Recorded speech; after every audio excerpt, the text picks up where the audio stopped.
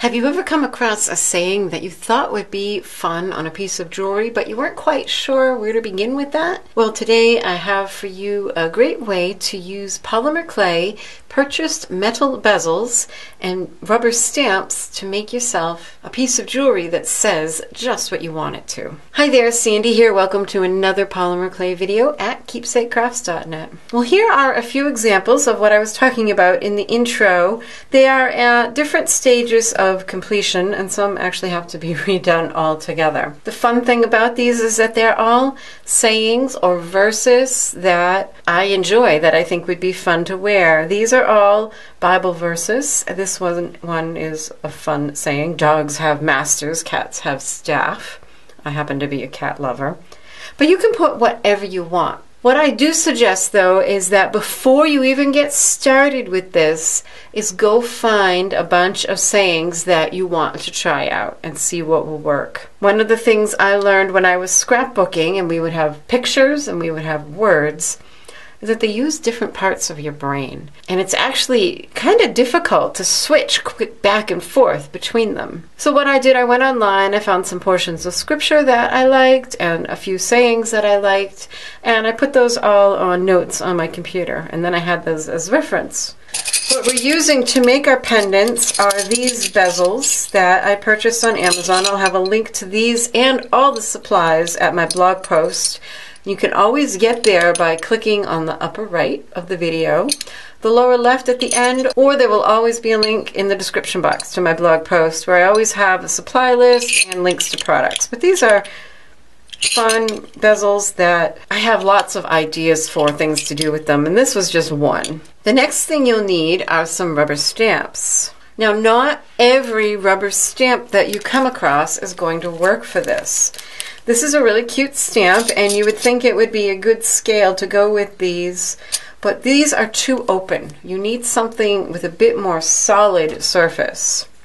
For the words, these look good, but they really are too big, unless you're just going to have a few words in your phrase. But I kind of chose some rather lengthy ones, so these may or may not work. You'll have to test and see what you've got. What I ended up using for my words, I'll get back to the stamps in a minute, but what I ended up using were these metal stamps. You can buy these in plastic to use on polymer clay, but I got the metal ones so that I can use them on metal and polymer clay. And more on those in a minute. Back to the stamps. You really have to do some testing of your stamps to see what will work and what won't. These are all ones that I pulled out of my stamp drawers thinking that, oh, these would look great. They're solid images, you know, at a good scale that seems like it would fit well in here. But you really have to test them out. Some of them have actually too much detail. Like this rose, it just kind of looks like a weird shaped blob once you stamp it on the clay. And this too, because of the scale, it ends up looking like a weird thing. It just doesn't work that well. This one too, there's almost too much detail, so that it just kind of looks like an odd thing when you stamp it on here. Maybe if you had a different size or shape bezel, it might work better. This one actually works rather nicely. It's solid enough but detailed enough. I used it on this one, and I just stamped it in a couple of places, and I was kind of pleased with that. I thought this would be cute to do a portion of it, and this too I thought to cut off the side. And that gets me to the next thing that you're going to need. Really you need to do this before you even start pulling out your stamps, is make yourself a template. Take your bezel, trace it on a piece of index card, and cut it out. This is an invaluable tool, whatever your size or shape or bezel. Now, because the loop is up here, this has to go in portrait mode, not landscape, so keep that in mind, because this one actually would look kind of nice with maybe a brief scripture if I went that way, but it would look odd hanging sideways. And no matter how hard I tried, I wasn't really happy with any way I could crop this stamp into this bezel. I suppose, I don't know, I keep going back and forth. Would that work, wouldn't it? I don't know, maybe not. Depends on your particular taste. And again, this one, the scale is just kind of odd. Maybe if this was smaller, I don't know. But you just have to do this with all your stamps, and I recommend you just pull out a bunch. And you may be surprised. I mean, these look great, but actually what you would end up using with some words around them are very small portions. But that little bit of bamboo would look good. Maybe a little bit of that temple would look pretty cool. Even a little of this lady with the butterflies is kind of pretty. I'm not into that. The fan was actually the reason I looked at this. I thought it would be cool, but I don't know. It's kind of lopped off and I don't think it looks great here. So you just have to keep testing, trying out different things. Stamps like these that have solid areas with a bit of detail work pretty well. The bird that I used on this one, you can't tell from the stamp, but it was from this set. And that looks nice. So like I said, it's hard to know for sure, but you really just test. Like that would be cute, maybe with a couple of snowflakes. Maybe this one and a smaller snowflake. Now these are particularly nice. I used that little moth, I think, on this one, like that. It's a nice solid area, but it has enough interior detail to keep it interesting. I don't know if that's vague enough for you, but this is the one I used on the cat. And I also like that the negative space when you stamp gives you some interesting shaped spaces for stamping your words. That's kind of another thing I was looking for when I was looking at these shapes.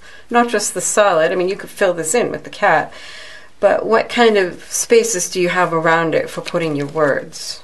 With the clay, I stuck with fairly neutral colors. I wanted to add coloring, inks, and colorants to it, so I went with kind of a lightish and a darkish brown. And I did add some pearl and some metallics in here, so they have a little bit of a shimmer, but it's not a big deal if you don't.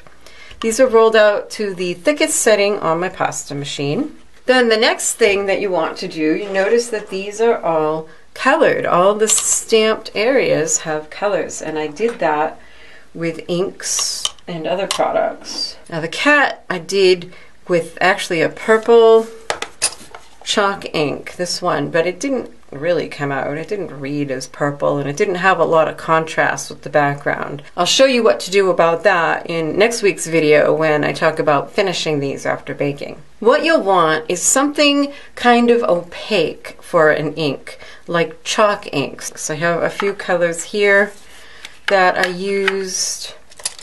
Some of these are good. This one is actually StazOn ink.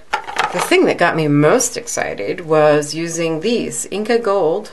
You could possibly do the same thing with Gilders Paste. I just bought these Inka Gold and wanted to try them out.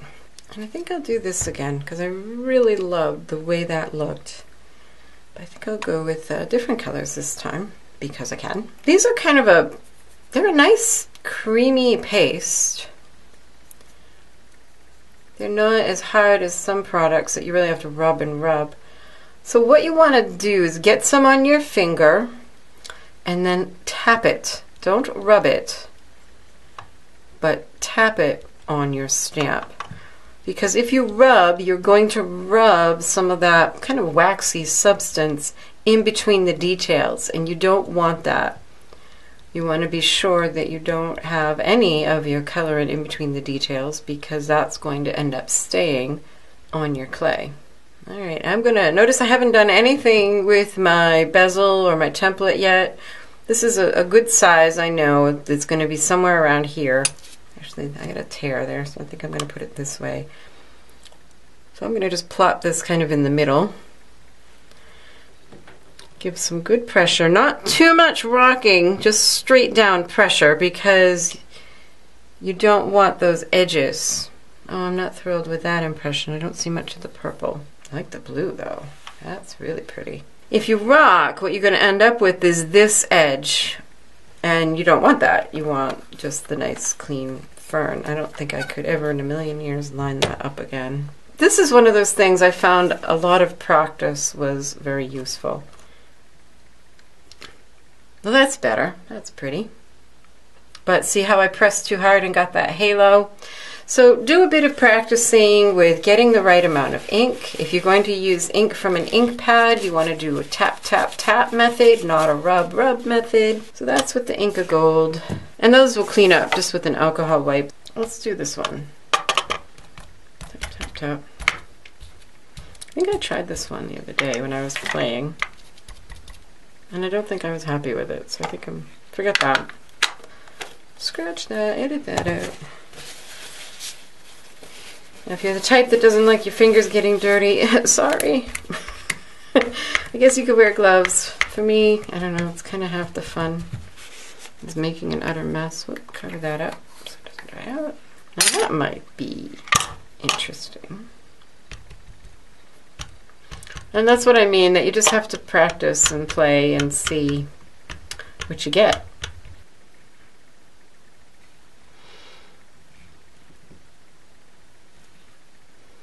That's kind of nice, kind of subtle, a subtle shimmer. All right, we'll go with that one. Remember that template? Now is the time to get it out. Now, do I have that bird upside down? I think I do. It's probably flying this way. Yeah. Now you can take your template and decide where you want things. I like to have the words kind of flowing around the image. So I sort of put it in the middle, or like split 1/3, 2/3. So that looks good. Take a needle tool or an awl and just mark the 4 corners like that.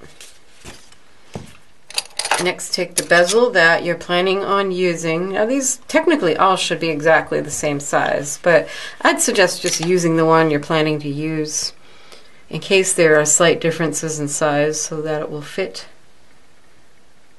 And then kind of line up 2 corners with the 2 of the dots you made and the other corners with the other 2 dots. And a little light pressure. You don't need to press through it or cut through it here. You just want to make a mark that you're going to cut on. And then take a clay blade. Again, this is something you probably want to practice with your particular bezels to see just how much clay you need to cut away in order for it to fit into the bezel. Because what we're doing is we're stamping it outside the bezel so that it's easy to get your stamp in position. But then we're going to do our words while it's in the bezel. And that's because it's just too easy to distort it otherwise. So I'm cutting just slightly inside those lines that it made. And then you can just pop 2 ends in and kind of have it ridged up like this. Put the other 2 corners in. And then maybe not with the finger covered with stuff. Find a clean finger. And lightly tap it down. And if you find you got marks, actually your fingers will make a nice texture if you just keep stroking in the same direction. It'll kind of soften it, make a soft, almost velvety texture. And you can sort of stroke that down. You can coax it into the corners if it doesn't quite reach. Now again, if this is your first one, you quite likely won't be thrilled with the spacing of your words the first try. So it's definitely something you want to practice. And just expect to have to roll it up in a ball and try again a few times until you get it right. I mean, you could use those to stamp it out on paper, but I think you kind of need the practice on clay anyways in order to get other certain things right. So here's my stamps, and what I did was I put, I think, a dot of nail polish on the side that should be facing me, except I goofed on the G. So ignore the G. And what you want to do is lay out 1 or 2 words at a time. So I'm going to do "in everything give thanks." Alright, I've sorted out my first couple words, and I have them all facing me this way so that I can just easily pick it out. Always double check, even if you took the time to lay out everything perfectly, just double check. That's an I, so I'll start with that. Now notice this circle here. If you press too hard, that's going to show up on your clay. So again, this is just something it takes practice. And if that one came out good, if you get a little of the circle, you can stroke some of it away. So here's, and I did discover with practice that with the eye, you do need to kind of squeeze your spacing in, otherwise it looks a little off. Let's see, everything, so the end goes there. And I've made a whole bunch of these, as you saw already. So I've kind of got the spacing figured out. One of the things I like about this is that the way the words are sort of broken up, and it's not all even, it's not all left justified or centered, it's all kind of all over the place, which makes it sort of fun, because when somebody's looking at your piece, they kind of have to look for a minute, you know, especially this one's sort of funny, so they look for a minute and then, oh, okay, haha, they laugh. That's funny, unless they hate cats, in which case, I'm sorry. But I kind of like having the things spaced, like masters is broken up here, and I think on, obviously the word circumstances was never going to fit in a full line, and so that's broken up all over the place. And I sort of like that. All right, let me do this one deliberately a little too hard. Okay, now you can see that halo around it. I think my finger, I'm going to pick a different finger. You can kind of stroke that away, and then it's not so bad. You can smooth it out. Just have a real light touch when you do that. You'll just have to get used to your particular set.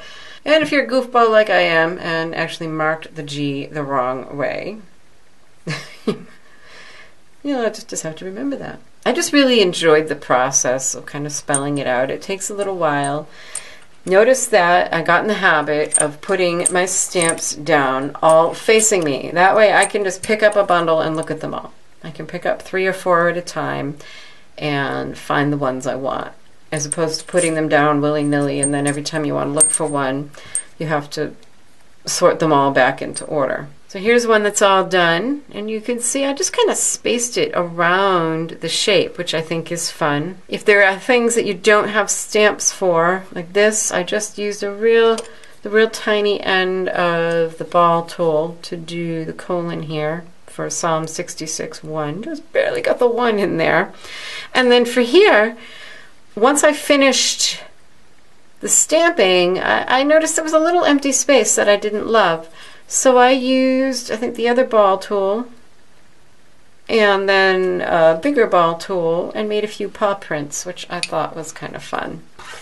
On this one, I stamped a flower, which I didn't practice on the clay with it before I did it, and it just kind of looks like a blob, unfortunately. These ones are done, these ferns were done with the Inca Gold, and you can see the brilliant colors you get. They're just beautiful. So once you have it all stamped and you're happy with it, then it's time to bake it.